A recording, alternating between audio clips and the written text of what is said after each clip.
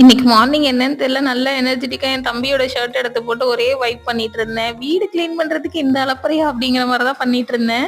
இன்னைக்கு மார்னிங் கொஞ்சம் ஃப்ரீயா இருந்ததுனால வீட்ல இருக்க எல்லா ஒர்க்கையும் செஞ்சுட்டு இருந்தேன். வீடு கிளீன் பண்ணிட்டு ட்ரெஸ் எல்லாம் ஒரு பக்கெட் ஃபுல்லா சேர்ந்திருந்தது. எல்லாத்தையும் வாஷ் பண்ணி முடிச்சுட்டு, டெய்லி மார்னிங்கே சீக்கிரம் ஒர்க்குக்கு போகிறதுனால 4 நாளா குப்பை கொட்டவே இல்ல. ஃபுல்லா சேர்த்து வச்சிருந்தேன். அதெல்லாம் எடுத்துட்டு போய் போட்டுட்டு, என் பம்பிள் பீ வேற பயங்கர அழுக்கா இருந்தான். ஸோ அதனால அவன ஃபுல்லா கிளீன் பண்ணிட்டு இருந்தேன்.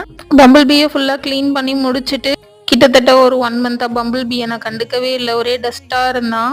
கிச்சன்ல கேஸ் ஸ்டவ் எல்லாம் கொஞ்சம் தொடச்சு நீட்டா கிளீன் பண்ணிட்டு, மார்னிங் பிரேக்ஃபாஸ்ட் எதுவும் ப்ரிப்பேர் பண்ணல. ஸோ அதனால கெல்லாக்ஸ் இருந்தது. ஸோ மில்க் வச்சு போட்டு சாப்பிட்டுட்டேன். கேட்கலாம், நீ என்ன சின்ன பிள்ளையா இன்னும் கெல்லாக்ஸ் சாப்பிட்டுட்டு இருக்கேன்ட்டு. சாப்பிட்றதுக்கு என்ன வயசு? குறுகுறுன்னு பார்த்துட்டே இருந்தாலும் கரெக்டா அந்த மில்க் அடுப்புல பொங்கி ஊத்திரும். ஃபுட் க்ளோஸ் இன் சுகர், எறும்பு வராதுன்னு ஒருத்தவங்க கமெண்ட் பண்ணியிருந்தாங்க. நானும் போட்டு வச்சிருந்தேன். ஆனா இந்த எறும்பு கிராம்பு பக்கத்தில் இருக்கும்போது சர்க்கரை திருடுவது எப்படின்னு ஏதோ கோர்ஸ் முடிச்சுட்டு வந்திருக்கோம் போல.